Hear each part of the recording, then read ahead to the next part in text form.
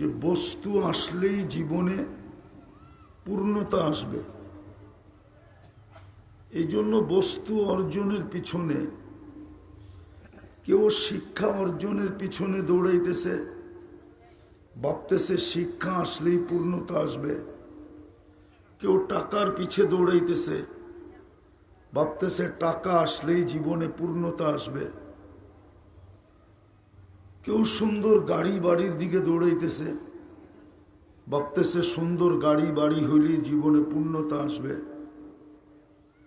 কিন্তু মানুষ যতই দৌড়াক না কেন আর যতই অর্জিত হোক না কেন, একটা মানুষ বুকে হাত দিয়ে বলতে পারবে না এই দুনিয়ার যে আমি পূর্ণতা অর্জন করছি, আমার জীবনে কোনো শূন্যতা নাই। আমার কথা বোঝেন তো? আমার জীবনে কোনো শূন্যতা নাই, আমার জীবনে পূর্ণতাই পূর্ণতা। একটা পুরুষ যখন একা থাকে তো ভাবে বিয়ে করলে বুঝি পূর্ণতা আসবে, কিন্তু যখন বিয়ে হয় তখন দেখে যে শূন্যতা আরো বাড়ছে। একটা মেয়ে ভাবে যে আমি শূন্যতায় আছি, বিয়ে বসলে মনে হয় পূর্ণতা আসবে। বিয়ে হয়ে গেল, শূন্যতা আরো বাড়লো। তখন দুইজনে মিলা ভাবতে থাকে বাচ্চা কাচ্চা হইলে মনে হয় পূর্ণতা হবে।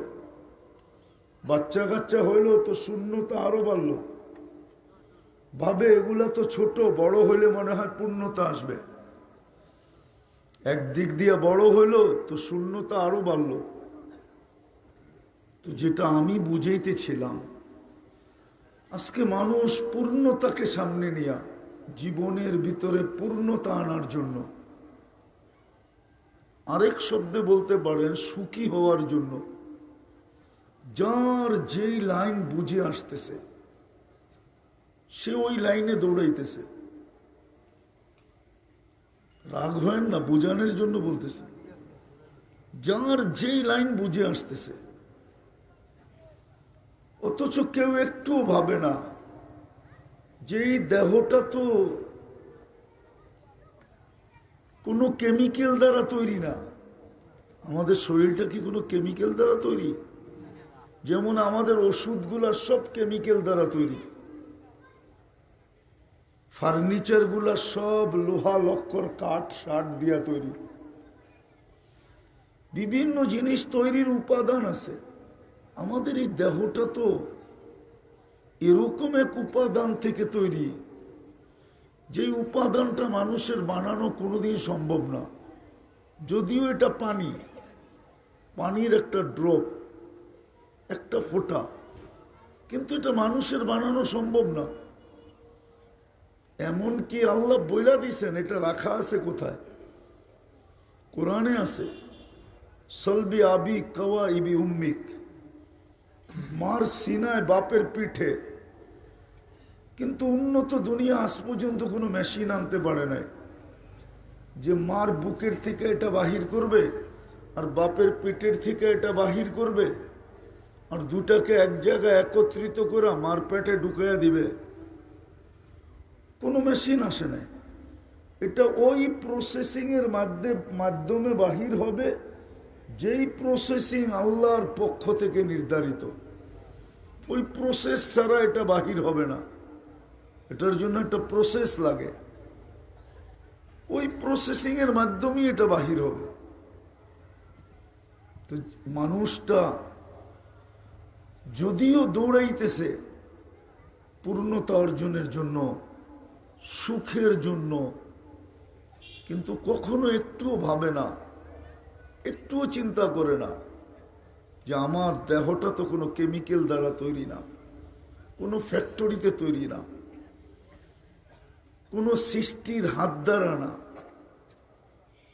স্বয়ং আল্লাহ কুদরত দ্বারা আমাকে তৈরি করছেন। তাইলে আমি যেই জিনিসটা মনে প্রাণে চাই, মানুষের জীবনের দৌড় কিন্তু এই দুটার জন্যই, শরীরে পূর্ণতা আনার, জীবনে পূর্ণতা আনার জন্য, অথবা জীবনে সে হ্যাপি হওয়ার জন্য, অথবা জীবনে সে সফল হওয়ার জন্য।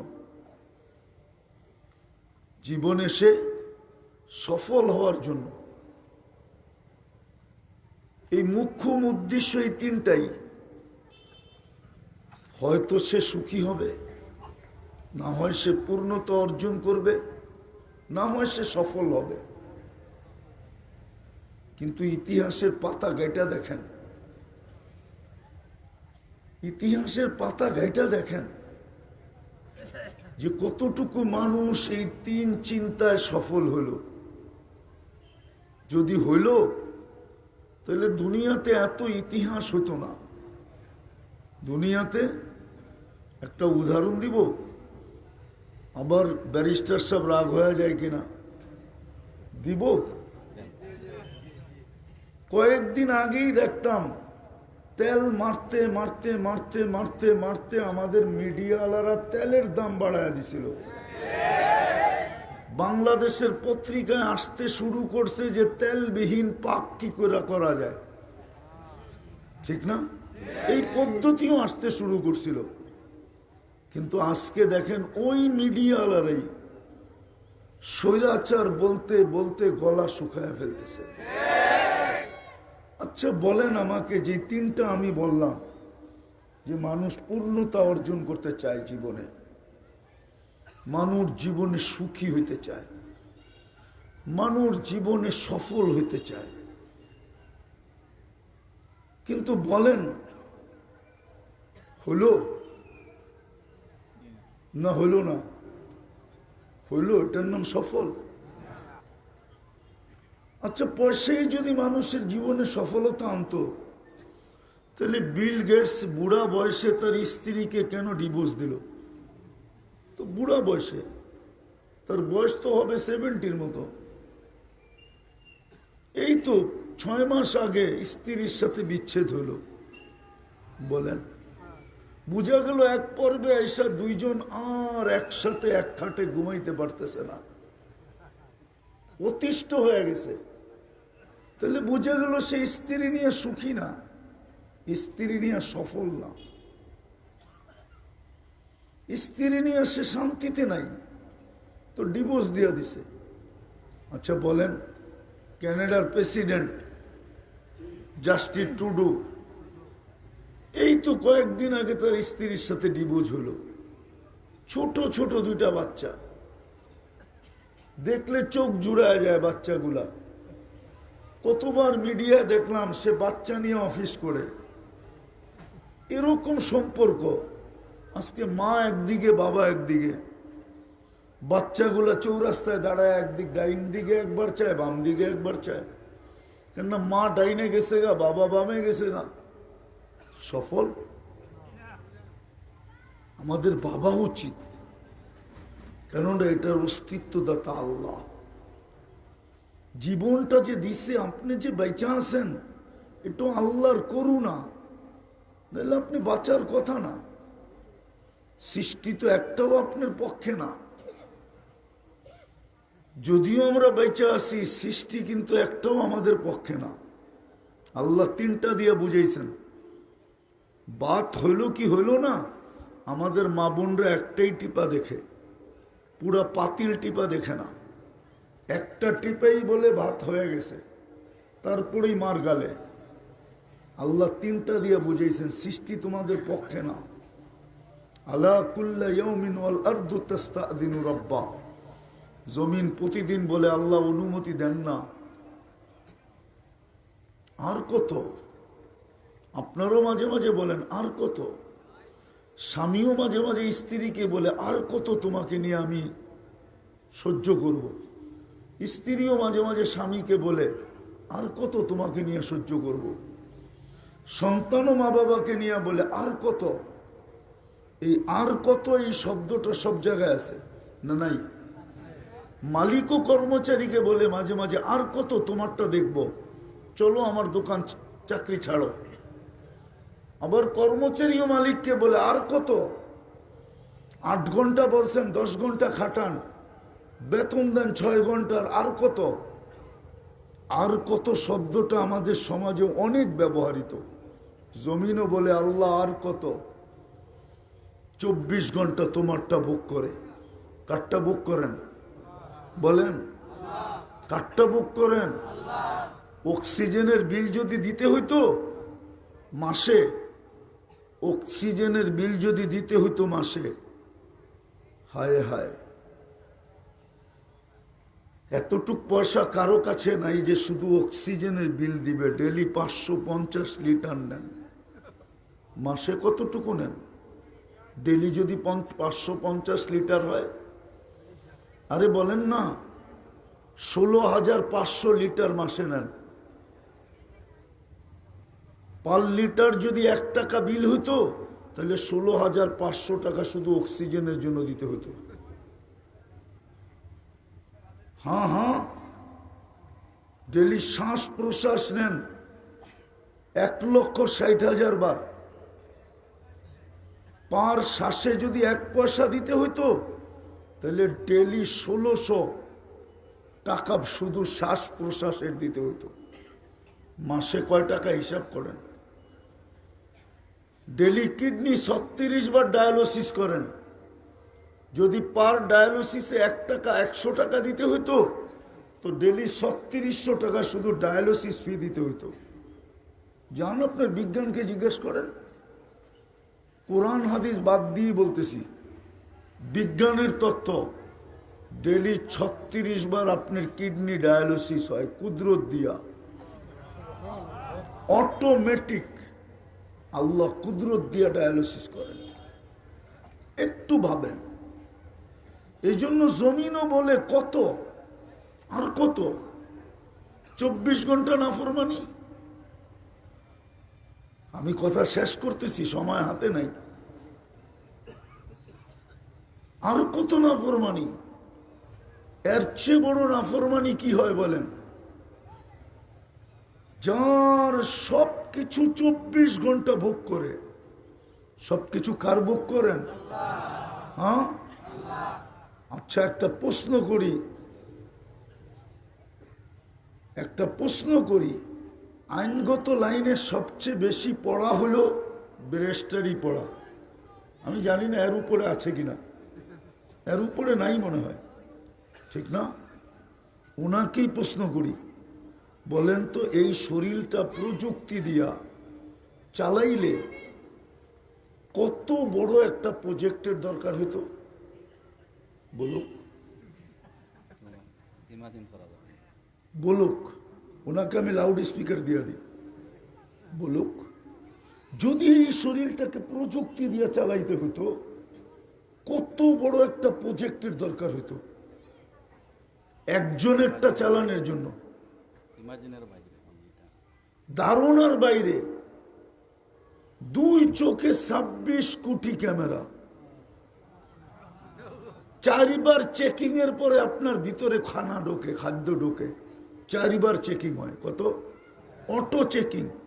প্রথমে নাক চেক করে ঘ্রাণ ঠিক আছে কিনা, জিহ্বা প্রথমে চেক করে স্বাদ ঠিক আছে কিনা, দ্বিতীয়বার দাঁত চেক করে কোনো পাথরের কণা গেল কিনা, তৃতীয়বার চতুর্থবার জিহ্বা চেক করে কোনো চুল জাতীয় আঁশ জাতীয় জিনিস এই খাদ্যের ভিতরে ঢুকলো কিনা। 4 চেকিং এর পরে আপনার ভিতরে ঢোকে। বলেন প্রযুক্তি দিয়ে যদি চেক করা হয়, নিয়ে যান, গ্রান ঠিক আছে কিনা, কতক্ষণ পরে রিপোর্ট দিবে দেখেন। স্বাদ ঠিক আছে কিনা প্রযুক্তি দিয়ে চেকিং করেন, দেখেন কতক্ষণ পরে রিপোর্ট দেয়। ওই পর্যন্ত খিদায় আপনি সাইজ হয়ে যাবেন। এ তো সাথে সাথে রিপোর্ট দিতেছে। টাচিং করতে দেরি, রিপোর্ট দিতে দেরি করে না।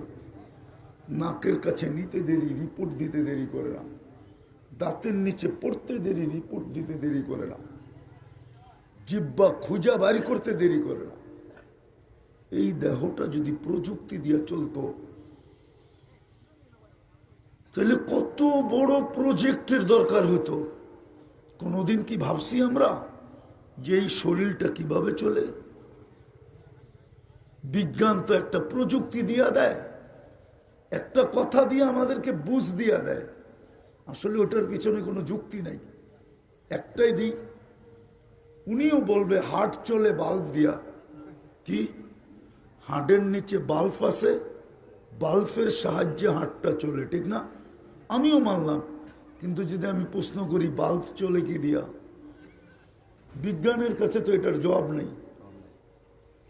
উনি বলো, কিন্তু ইংল্যান্ড থেকে করছে হয়তো ব্যারিস্টারি, বলো ইংল্যান্ড, বলো বাল্ব কি দিয়া চলে, ওদের কাছে নাই, আমাদের কাছে আছে। আল্লাহ বলে আমি কুদরত দিয়া চালাই, আলা ইন্না কলবি ইবনে আদম, কান খোলা শুনো, তোমার দিলের উপরে একজন ফেরেশতা নির্ধারিত, যে হাতটাকে পাঁচ করে, পাঁচ চিপ দেয় তো রক্তগুলা বাহির হয়ে যায়, আবার ছেড়া দেয় তো হাট যেটা চিপা গেছিল ও যখন ফুলা যায় তখন রক্তগুলাকে টাইনা আবার ভিতরে নিয়ে নেয়। ফেরেশতা দিয়ে পরিচালনা করেন। তা আমি বুঝাইতেছিলাম আজকে আমাদের জীবনে শূন্যতা কেন, শূন্যতা, শূন্যতা কেন? আমি সুখী হইতে চাই কিন্তু আমি সুখী না কেন? সমস্ত উপকরণ তো আমার ঘরে আছে যেটা দ্বারা মানুষ সুখী হতে চায়, সবই তো আছে, কিন্তু আমি সুখী না কেন? আমি সফল হতে চাই কিন্তু আমি সফল না কেন? কেননা এই তিনটা জিনিস মানুষ চায় বটে, কিন্তু তালাশ করে নিজের বিবেক দ্বারা, নিজের বুদ্ধি দ্বারা, নিজের বিদ্যা দ্বারা, দুনিয়ার প্রচলনের দ্বারা বা মাধ্যমে বলতে পারেন, আল্লাহর থেকে জিজ্ঞাসা করে না। এই জন্যই আমি বলতেছিলাম প্রথমে যে বড় মনোযোগ দিয়ে শুনতে হবে, বড় চুপচাপ শুনতে হবে, কেননা আমাদের জীবনটা আজকে রহমত শূন্য, রহমত নাই। সব আছে, শিক্ষিতের কাছে শিক্ষা আছে, দীক্ষিতের কাছে দীক্ষা আছে, টাকাওয়ালার কাছে টাকা আছে, যুবকের কাছে যৌবন আছে, পুরুষের কাছে পুরুষত্ব আছে, নারীর কাছে নারীত্ব আছে, রূপসীর কাছে রূপ আছে, পদালার কাছে পদ আছে, আধিপত্যওয়ালার কাছে আধিপত্য আছে, সম্পত্তিওয়ালার কাছে সম্পত্তি আছে। প্রত্যেকের কাছে আল্লাহর বন্টিত কিছু না কিছু আছে। আর দুনিয়া মকসু, এই জন্য বন্টিত বলতেছি, আল্লাহর বন্টিত থেকে কিছু না কিছু আছে, কিন্তু বাট রহমত নাই। আল্লাহর রহমত আমাদের কাছে নাই, রহমত আমাদের কাছে নাই। কেননা রহমতের ক্ষেত্র কোথায়, ভান্ডার কোথায় এটাও জানি না, কি কি কারণে রহমত মিলে এটাও জানি না, আর রহমত মিলে কিভাবে এটাও জানি না, ক্ষেত্রও জানি না। এক যুগ ছিল সৌদি আরব জানতো না যে ওর মাটির নিচে এত তেল পড়া আছে। তেল তো 2 দিনে হয় নাই, যুগ থেকেই তেল ছিল, ঠিক না? কি কিন্তু জানতো না বিদায় 50-60 বছর আগেও গরিবই গরিব ছিল। একমাত্র উৎস ছিল হাজিরা গেলে কিছু মিলতো, উমরায় গেলে কিছু মিলতো। ইতিহাস উঠে দেখেন, আজকে যখন ক্ষেত্র মিলা গেছে তেলের, এখন দুনিয়ার ভিতরে সবচেয়ে বড় উন্নত দেশে রূপান্তরিত হয়ে গেছে, ঠিক না? কি মনে হয় আমার কথাটা ভুল হবে না? মুহাম্মদুর রাসূলুল্লাহ সাল্লাল্লাহু আলাইহি ওয়াসাল্লাম যদি এখন মক্কায় আসেন তো উনি ভাববেন এই মক্কায় কি আমার জন্ম হয়েছিল? কি বলেন? গরিব টাওয়ার যদি দেখে, গরিব টাওয়ার তো চিনেন? আরে গরিব টাওয়ার চেনেন না? জমজম টাওয়ার যেটা, ওটা তো আমিও পাহাড় দেখছি, উপরে তুর্কি বাদশার বাড়ি ছিল। জাবালে ওমর একবার উঠলে আর মন চাইতো না দ্বিতীয়বার নামি। হজের মৌসুমে আর উপরে ছোট ছোট পুরান পুরান বাড়ি ছিল, হাজিরা এর ভিতরে থাকতো। আমিও 1-2 বার ছিলাম কম টাকায় হজ করার জন্য। তো একবার উঠলে আর নামতে মনে চাইতো না। এখন তো ওইখানে আকারচুমি বিল্ডিং, এক লাইনে সব। এখন দেখলে মনে চায় কবে এগুলার ভিতরে থাকবো, কিন্তু এত পয়সাও তো নাই যে এগুলোর ভিতরে থাকতে পারি, পয়সাও তো অনেক লাগে। তো যেটা বুঝাইতেছিলাম, আমরা তো জানি না রহমতের ক্ষেত্রটা কোথায়, কিভাবে নিতে হয়, এটাও তো জানি না। আর সত্য এটাই, রহমতের চাদর দিয়া যদি এই জীবনটা ঢাকা না হইল, কসম খোদা, আশা শুধু আশা থেকে যাবে। টাকাওয়ালার কাছে টাকা থাকবে, কিন্তু 3 জিনিস থাকবে না। সম্পত্তিওয়ালার কাছে সম্পত্তি থাকবে, কিন্তু 3 জিনিস থাকবে না। আধিপত্যওয়ালার কাছে আধিপত্য থাকবে, কিন্তু 3 জিনিস থাকবে না। সুখ থাকবে না, জীবনে পূর্ণতা আসবে না। সে কোনোদিন জীবনে প্লে কার্ড লাগাইতে পারবে না, আই এম হ্যাপি, আমি সুখী, এই কথা কোনোদিন বলতে পারবে না। শুধু হ্যাপি কেকের উপরে লিখবে। কিসের উপরে? আরে বোঝেন না, কিসের উপরে? কেক কাটে কেন জানেন? হ্যাঁ, ক্ষোভের কারণে কাটে। ক্ষোভ, ক্ষোভ বোঝেন? ক্ষোভ কি? রাগের কারণে কেক কাটে। যে হ্যাপি হওয়া উচিত ছিলাম আমি, কিন্তু আমি তো হ্যাপি না। হ্যাপি তো তোর গায়ে লেখা, বিদায় তোকে আমি রাখবো তো রাখবো কেন, টুকরা টুকরা করে বেনিশ করে দিব তোকে। এই জন্য রাগের বশীভূত হয়ে কেক কাটে। হ্যাঁ, মনে হয় আপনাদের বিশ্বাস হয় না। আসলে হ্যাপি যে ও তো সকাল বিকাল ওটা শুকরিয়া আদায় করবে, ওই দোয়া পড়বে যেই দোয়া আল্লাহ শিখাইছেন, আল্লাহ রসুল শিখাইছেন। ও তো সারাদিন শুকরিয়া আদায় করবে। যে আসলেই সুখী হবে, ও তো প্রত্যেক মুহূর্তে বলবে আলহামদুলিল্লাহ, আল্লাহ শুকরিয়া, আল্লাহ আমাকে সুখী বানাইছেন। ও তো সুখী হবে। যেমন আলী রাদিয়াল্লাহু তাআলা আনহু সুখী, ফাতেমা রাদিয়াল্লাহু তাআলা আনহাকে নিয়ে সুখী। তো উনি দোয়া দিতেছেন, রহিমাল্লাহু ইমরাআতান ইয়া ফাতেমা, ফাতেমা তোর মতো মেয়েদের উপরে কিয়ামতের সকাল পর্যন্ত রহমতের বৃষ্টি বর্ষিত হতে থাকো। আর স্বামীর দোয়া ও স্ত্রীর জন্য কেমন জানেন? একটা হাদিস দিলে তুলনা করতে পারবেন কিনা জানি না, তারপরও দিয়া দেখি। কোন স্ত্রী স্বামীর আগে মারা গেল, স্বামী যদি হাত তুলে বলে দিল আল্লাহকে, আল্লাহ আমি 100% এর উপরে রাজি, তা আল্লাহ রসুল বলেন, মুহাম্মদুর রাসূলুল্লাহ সাল্লাল্লাহু আলাইহি ওয়াসাল্লাম সুসংবাদ দেন, আইয়ুমা ইমরাআতিন মাতাত, যেই মহিলা মারা গেল, ওয়া যাওজুহা আনহা রাযিন, স্বামী তার উপরে 100% রাজি, তা আল্লাহ রসুল বলতেছে দাখালাল জান্নাহ। এইখানে ওয়াও নাই, সুম্মা নাই, ফা নাই, সিধা জান্নাত। তাহলে এবার ধারণা করেন স্বামীর দোয়া স্ত্রীর জন্য কেমন, মনে হয় বুঝাইতে পারি নাই। তা আলী রাদিয়াল্লাহু তাআলা আনহু সুখী, প্রমাণ দিতেছেন স্ত্রী নিয়ে কেমন সুখী। দোয়া দিতেছেন তোর মতো মেয়েদেরকে উপরে কিয়ামতের সকাল পর্যন্ত রহমতের বৃষ্টি হোক।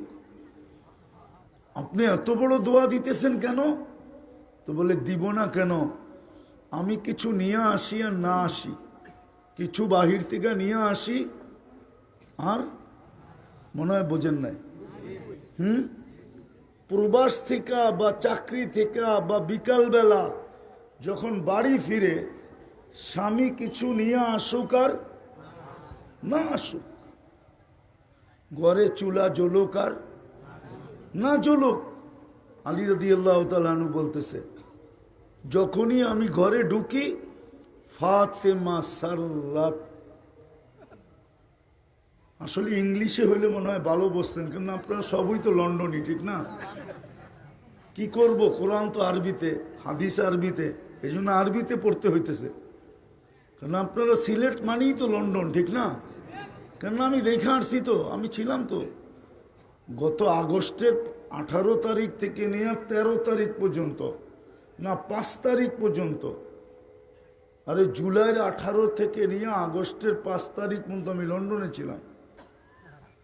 আবার আমি 13 তারিখ থেকে নিয়ে 12 তারিখ থেকে নিয়ে 14 তারিখে আবার লন্ডন ছিলাম। আমি দেখে আসছি লন্ডন মানেই সিলেট। সিলেটকে লন্ডনের নাম চেঞ্জ করে সিলেট দিলেও কোনো অসুবিধা হবে না। আমার মনে হয় লন্ডনওয়ালারও একমত হবে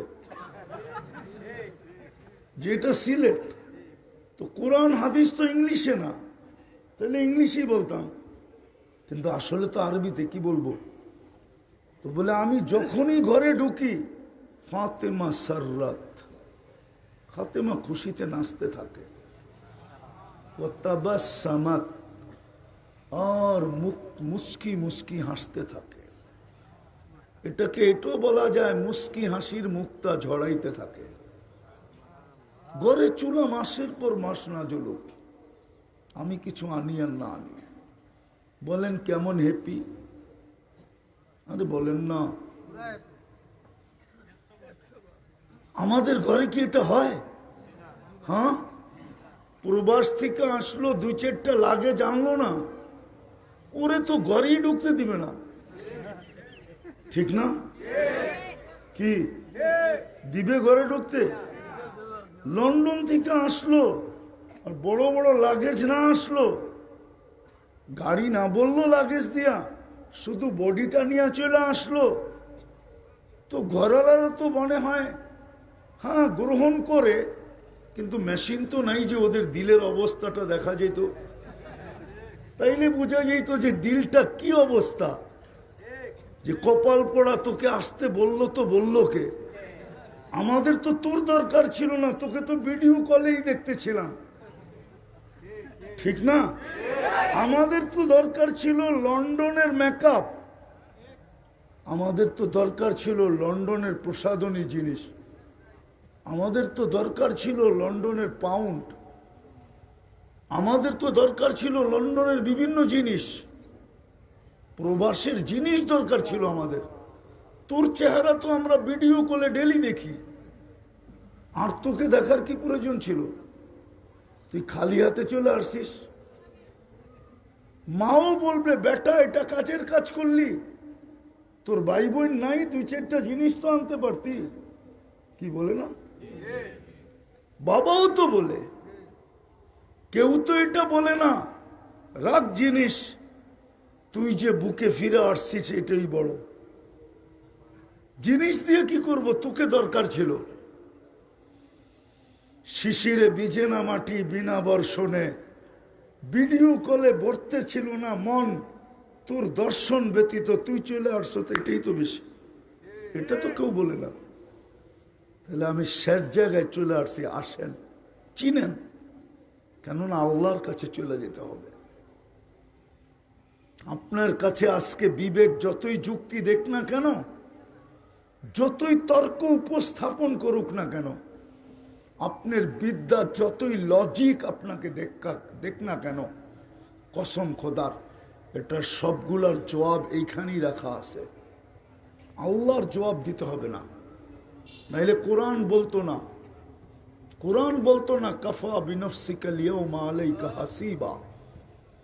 তোমার জবাব আমাদের দিতে হবে না, তোমার প্রত্যেক লজিক, প্রত্যেক যুক্তি, প্রত্যেক তর্কের জবাব আমরা এখানে রেখা দিছি।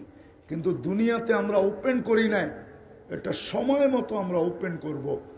মরতে দেরি, এটা ওপেন হতে দেরি হবে না, অতি সত্তর ওপেন হয়ে যাবে।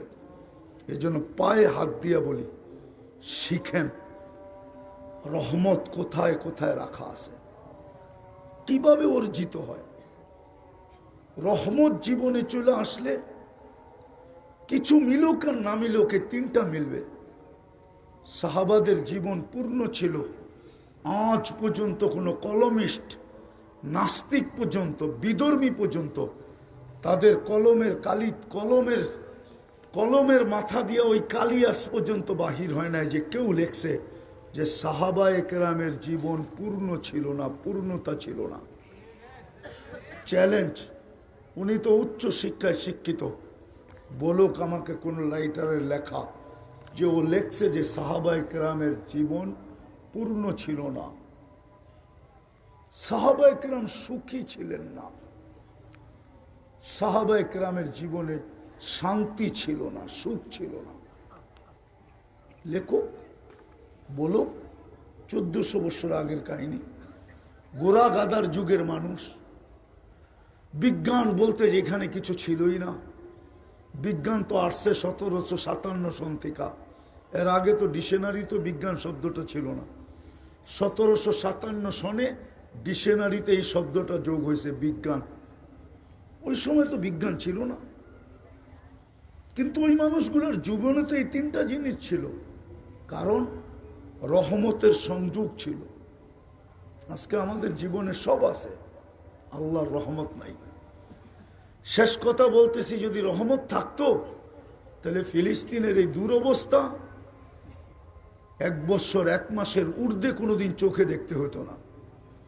আপনি ফিলিস্তিন মিডিয়ায় চিনেন, আমি সচক্ষে চিনি।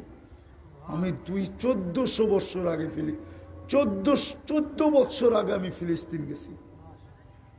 আমি ফিলিস্তিনের গলি গলি চিনি, আমি ফিলিস্তিনের মাটি চিনি। এই জন্য বলতেছি আপনাকে, আমরা যারাই ফিলিস্তিন নিয়ে কথা বলি ওরা তো মিডিয়ায় দেখা কথা বলি, আমি তো চোখে দেখা বলতেছি।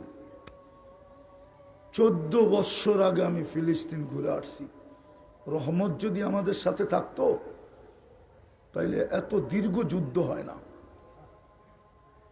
তবে ফিলিস্তিনের মতো জায়গার সাথে অন্যের সাথে হলে মাইনা নিতাম। আফগানিস্তানের সাথে আমি মাইনা নিব, ইরাকের সাথে মাইনা নিব, কিন্তু ফিলিস্তিন এটা মনকে মানানো যায় না। যেখানে ইব্রাহিম খলিল এখনো ঘুমাইতেছেন,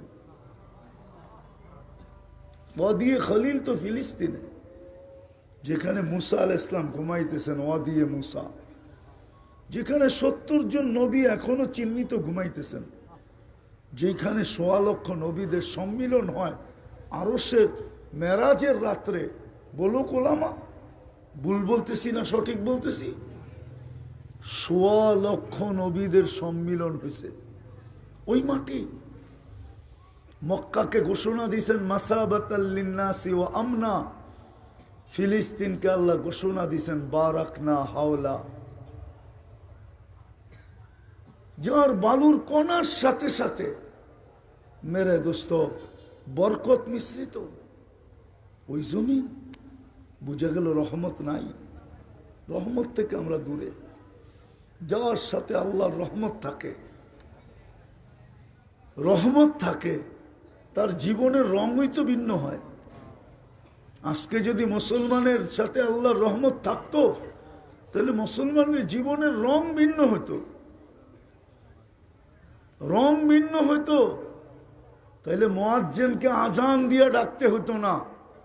প্রত্যেক মুসল্লি মুয়াজ্জিনের কাছে যে আজানের আগে পৌঁছতো, বলতো আজান সুন্নত দিয়া দাও, আমরা তো আগেই চলে আসছি। মুয়াজ্জিনকে আজান দিয়ে অপেক্ষা করতে হতো না। আমাদের সমাজে যে কিছু কিছু নামাজের পরে আধা ঘন্টা সময় দেয়, কেন জানেন? কেন বলেন তো? মুসল্লি টোকানের জন্য। হ্যাঁ, ব্যারিস্টার সব রাগ হয়ে গেল। মুসল্লি টোকানের জন্য 15 মিনিট সময় দেয় মুসল্লি টোকানের জন্য। নাহলে তো নিয়ম এরকমই ছিল, একদিকে আজান দিবে, সুন্নত পড়বে, জামাত দাঁড়াবে। নিয়ম তো এটাই ছিল। মুসল্লি আগে উপস্থিত হবে। কর্মচারী তো ওকেই বলে যে মালিকের আগে এসে গেটে দাঁড়ায় থাকে, যে কখন ওপেন হবে আমি ফিঙ্গার দিব আর ভিতরে ঢুকবো। কর্মচারী তো ওকে বলে না যে মালিক চলে আসলো, অফিস খোলা বসে রইলো আর রাস্তা দেখতে থাকলো আমার কর্মচারী কখন আসবে। এটার নাম তো কর্মচারী না। কর্মচারী তো ওকে বলে যে মালিকের আগে পৌঁছবে, আর যদি কোনো কারণে না পৌঁছতে পারলো সর্বপ্রথম মালিকের কাছে যে বলবে, স্যার জ্যাম ছিল তো, বাহির তো হয়েছি অনেক আগে, পৌঁছতে পারি না, সরি বলবে, সরি। আমার এক পরিচিত লোক আছে, আয়ারল্যান্ডে থাকে, তোর বাচ্চারা বাংলাদেশে আসছিল গত 1 বছর আগে। আমি ছেলেদেরকে জিজ্ঞাসা করতেছিলাম, তোমরা বাংলাদেশে থাকবে না? কয় না, বাংলাদেশকে আমরা পছন্দ করি না। কেন? কয় 2 কারণে। কয় এই দেশের মানুষ ভুল বইলা সরি বলে না, ভুল কইরা কি বলে না, সরি বলে না, আর সবাই কথা বলে ধমকায়া। কি রাগ হয় না? বাপও ছেলের সাথে কথা বলে ধমকায়া, যা বাজারে যা, যা এটা কইরায়, যা পানি নিয়ে আয়, সব দমকের সুর। ইসলামে এটা নাই। সন্তানকে ইজ্জত দিয়ে বলেন। আপনি যদি সন্তানকে ইজ্জত না দেন, সন্তান আপনার কাছ থেকে আদব শিখবে না। আজকে আমাদের যুবকরা আদব শিখে নেয়। চুল কাটানোর পয়সা মা বাবার বুকে, মুখে, গলায় পাড়া দিয়ে নেয়, অথচ চুল কাটতে 50 টাকা লাগে, ও চুল কাটতে 500 টাকা নেয়। জিজ্ঞেস করেন, কেননা ও নেটের থেকে ডিজাইন দিকে চুল কাটে, আর নেটের ডিজাইনে 500 টাকার কমে চুল কাটা হয় না। হুজুর মনে রাগ হয়ে গেল। ঈদের রাত্রে 1000 টাকার কমে হয় না চুল কাটা। জিজ্ঞেস করেন। নতুন ভার্সনের মোবাইল নেওয়ার জন্য মা বাবার গলায় পাড়া দিয়ে পয়সা বাহির করে। কেন? ও শিখছে মা বাবার থেকে, ধমক খাইছে, খাইতে খাইতে বড় হয়েছে। ও ইজ্জত পায় না। ও যদি ইজ্জত দিতাম, আমরা সন্তানদেরকে ইজ্জত দিই না। যেমন বাংলাদেশে মহিলার সংখ্যা বাড়তেছে, এখন 51%, পুরুষের সংখ্যা হলো 49%। কেন জানেন? সিলেটের মা বোনরা তো শুনলে রাগ হয়ে যাবে, কেননা স্বামীর কদর চলে যেতেছে স্ত্রীদের কাছ থেকে। স্ত্রীরা এখন স্বামীকে কদর করে না। আর হাদিসে আছে, যেই সমাজে স্বামীর কদর না থাকবে ওই সমাজের পুরুষ অল্প বয়সে মারা যাবে। মহিলাদের সংখ্যা বাড়বে, একদিন আসবে 50 জনে একজন পুরুষ পাবে, 50 জনে। হাদিসে আছে। শুধু নাকদরির কারণে, শুধু নাকদরির কারণে। রাগ হয়েন না। তো আমাদের জীবনে রহমত নাই, যার কারণে দুরবস্থা। 3টাও নাই। ফিলিস্তিনের অবস্থা তো অবস্থাই, আল্লাহ জানে কি ঘটে। যেদিন রহমত হবে দেখা যাবে রাতোরাত সবকিছু হয়ে গেছে। হ্যাঁ, ঠিক না? একটা আপনাদের বিবেকের পর্দা খোলার জন্য বলেন, যাদের রব এমন হয়, যাদের রব এমন হয়, বলবো আমাদের রবকে ভালো মতে বলেন না।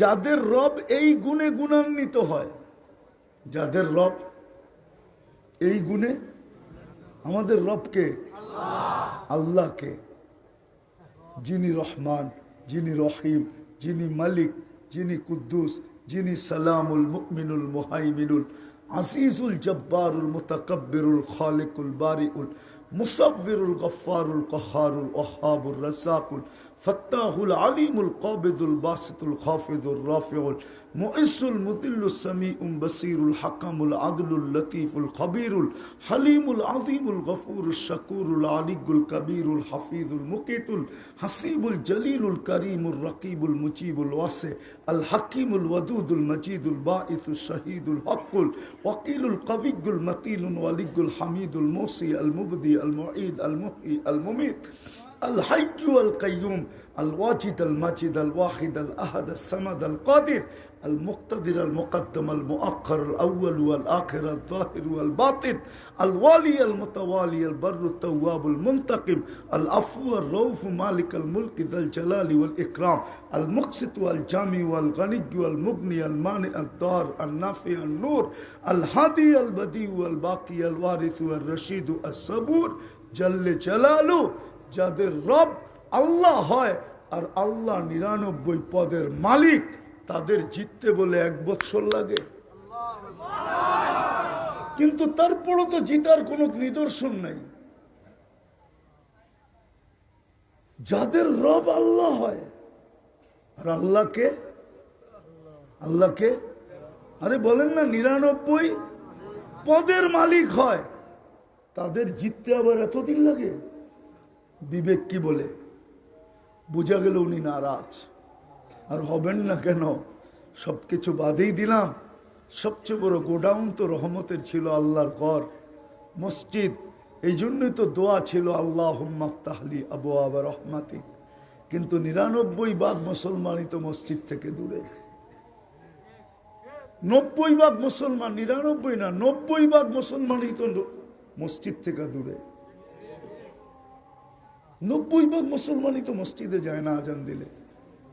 আচ্ছা, আজান মসজিদে না যাইতো আমি মাইনা নিলাম, হাটালা যদি হাটেই বিছাইতো জায়নামাজ তিনেন তো, বাজারওয়ালা যদি বাজারেই বিছাইতো, অফিসওয়ালা যদি অফিসেই বিছাইতো, জজ সাহেবরা যদি আদালতেই বিছাইতো, খেতালা যদি খেতেই বিছাইতো, খামারওয়ালা যদি খামারই বিছাইতো, মেইলালা যদি মেইলই বিছাইতো, ফ্যাক্টরিওয়ালাতে যদি ফ্যাক্টরিতেই বিছাইতো, ঘরালা যদি ঘরে, বাড়িওয়ালা যদি বাড়িতে, রোডে চলমান ব্যক্তিরা যদি রোডেই বিছিয়ে দিত, ঘাট যেখানে মানুষের উঠা নামার ওরা যদি ওইখানেই বিছাইতো, আর বলতো মালিক ডাকতেছে আল্লাহ আকবর বলে দাঁড়ায় যেত, তাইলেও তো মনকে বুঝানো যেত ওই যে ডাকতেছে। কিন্তু কয়জন মসজিদে যাবে? আসেন আজকে তওবা করি। তওবার সময় এখনো আছে, কণ্ঠনালীতে রু আসার পূর্ব মুহূর্ত পর্যন্ত, নাইলে হাসলে হবে না। যুক্তি তর্ক ওই দিন চলবে না, কেননা এটা যিনি বানাইছেন উনি ডিজাইনার, উনি কারিগর, উনি এটার পরিচালক, উনি এক এন্টার সবকিছু উনি করছেন। এখানে আর কারো ছোঁয়া লাগতে দেন নাই, কেননা এটা সৃষ্টির সেরা, এটা সৃষ্টির। আরেকটা মাথার ভিতরে বসান, এই উম্মতকে উনি নিজের জন্য মনোনীত করছেন, নিজের জন্য তৈরি করছেন। এই উম্মতকে কার জন্য তৈরি করছেন? কার জন্য? নিজের জন্য। মানে কি? আল্লাহ নিজের জন্য আমাদেরকে তৈরি করছেন এই উম্মতকে, কেননা এই উম্মত কিয়ামতের দিন আল্লাহর পক্ষে সাক্ষী দিবে, সাক্ষী হিসাবে দাঁড়াবে। কোনো আদালতেই সাক্ষীবিহীন কোনো কেস চলে না, আর ওটা চলতেও পারে না। যেই কেসে সাক্ষী নাই ওই কেস প্রথম দিনেই শেষ। কিয়ামতের দিন সাক্ষী হিসাবে আমাদেরকে নির্বাচিত করছেন শুহাদা আলান নাস, সমগ্র মানব জাতির উপরে আমরা সাক্ষী। আসেন তওবা করি আজকে, নাইলে হাসি বাহির হয়ে যাবে। যুবককে যৌবন দিছে, তোমার হাসি বাহির হয়ে যাবে। তুমি জানো না তোমাকে কি দিছে?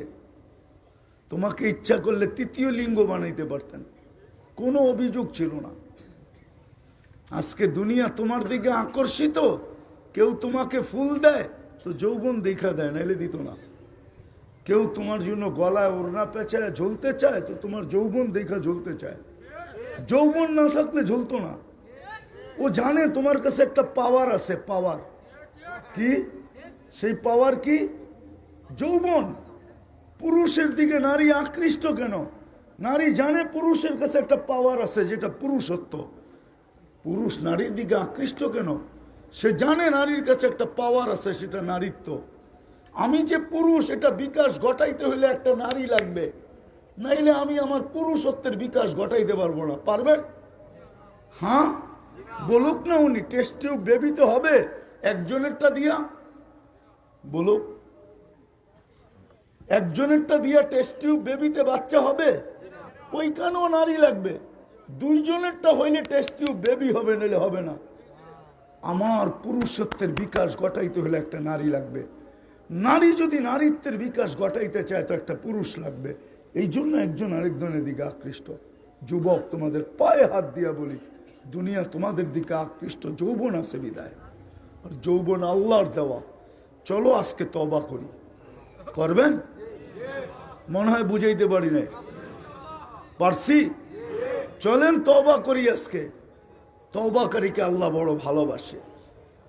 হ্যাঁ, কিছু যদি নাও করলো, কিছু নাও করলো, কিন্তু সকাল বিকাল দুপুর সন্ধ্যা যদি আল্লাহকে হাত উঠায় বলল সরি, হায় হায় আমাদের আল্লাহ তো ওই আল্লাহ, বন্দা সরি বলতে দেরি, এটার নামই তওবা। আল্লাহ লুই পানিতে দেরি করে না। লুই পানিও বোঝেন? এই জন্য তো বলছে মান্না দানি তালাক্কাইতুহু মিন বাইত, তুই ডাকতে দেরি, আমি হাতছানি দিয়া বুকে উঠে নিতে দেরি করি না। আমাদের আল্লাহ বড় আল্লাহ। আসেন তওবা করি। করবেন? কে কে করবেন দেখি? পাক্কা মনের থেকে? তাইলে বলে দেন আল্লাহ অতীত থেকে তওবা করলাম, আপনি আমাদের গুনাহ মাফ করে দেন। নামান নামান নামান। মনের থেকে করতে পারলে আজকে, মনের থেকে করতে পারলে আজকে আপনি নিষ্পাপ, আপনি নিষ্পাপ। এখন একটা পদ্ধতি শিখিয়ে দিতেছি, যে গুনাহ আসতে পারে জীবনে কিন্তু টিকা থাকবে না, আসবে একদিক দিয়ে, মুছা যাবে আরেক দিক দিয়ে। যদি আজকের থেকে মনের থেকে প্রতিজ্ঞাবদ্ধ হইতে পারি আর বিলকুল অভ্যস্ত হইতে পারি, যেমন মানুষ পোশাক কখনো খোলে না, শরীর থেকে এটাকেও কখনো জীবন থেকে বিচ্ছেদ ঘটাবে না, চাই মৌত চলে আসুক। যদি এই অঙ্গীকার করতে পারেন তাহলে গুনাহ জীবনে আসবে কিন্তু দাগ লাগবেও না, থাকবেও না। মনে হয় বুঝাইতে পারি না। এটা হলো 5 ওয়াক্ত নামাজ। কি? আসসালাতু ইলা সালাতি কাফারা, নাহলে হাদিসে এটা আসতো না। আর জুমাতু ইলাল জুমাতি কাফারা, আর রমাদান ইলা রমাদান কাফারা। আসসালা ইদা সালুহা সালুহা সাইরুল আমাল। এই কথা কোনোদিন বলতেন না। নামাজ ওকে তো জীবন ওকে। নামাজ কমপ্লিট, জীবন কমপ্লিট, বাকি কিছু হাত লাগানোই হবে না, দেখাই হবে না। পড়বেন আজকের থেকে নামাজ? কে কে যুবকরা কে কে পড়বে যে আর কোনোদিন ছাড়বো না? নামাও, তুমি চ্যাট করো, আমার কোনো আপত্তি নাই, সারাদিন মেসেজ দাও, আমার কোনো আপত্তি নেই। আমি বৈধ বলতেছি না, তোমার স্বাধীনতা আমি আঙ্গুল দিতে চাইতেছি না, কিন্তু তোমার পায়ে হাত দিয়া বলবো নামাজটা ছেড়ো না। যা খুশি তা করো, কেননা তোমার স্বাধীনতা, তোমার জীবন। কিন্তু আমি একটা জিনিস তোমাদেরকে পায়ে হাত দিয়া বলবো, জীবন থেকে নামাজটার বিচ্ছেদ ঘটায়ও না। নামাজটা পড়ো, নাইলে কিন্তু বড় পস্তাবে। আল্লাহ আমাদেরকে আমল করার তৌফিক দান করেন। সিলেটালারা আমাকে বদনাম বানায় দিছে, বুঝছেন? হ্যাঁ হ্যাঁ অবশ্যই, কেন এর আগে মিডিয়া আমার কোনোদিন আসে না। আমি ডিম বেচি, আমি কিন্তু আসলে সোনা বেচি।